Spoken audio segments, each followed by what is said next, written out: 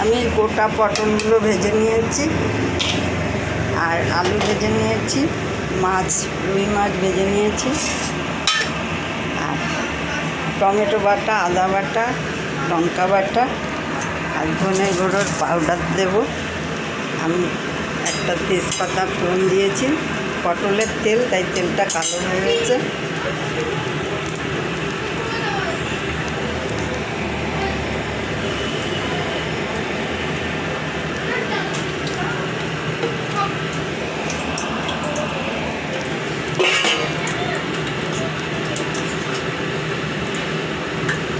হলুদটা দিয়ে দেবো,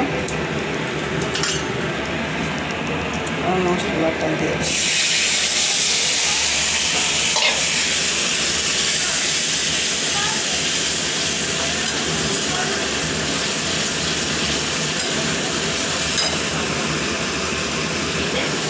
এটা রুই মাছ দিয়ে আলু দিয়ে গোটা পটল।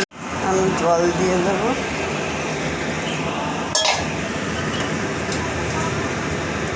এর মধ্যে একটু গরম মশলা দেবো আর একটু সর্ষে পাউডার দেবো। এটা রান্না করে খাবেন, দারুণ লাগে খেতে।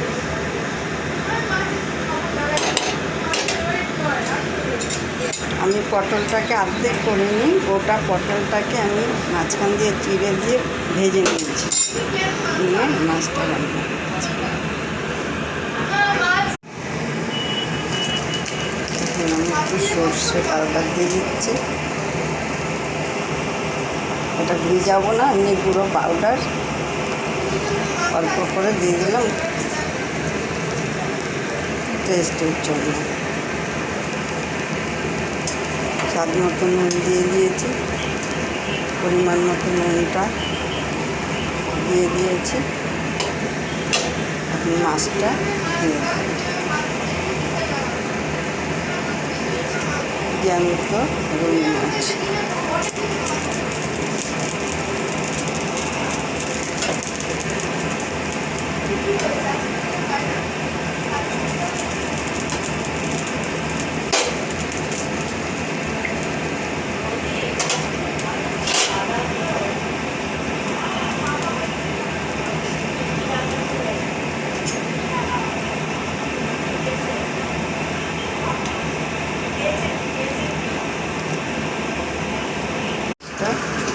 মাছ রান্না হয়ে গেছে,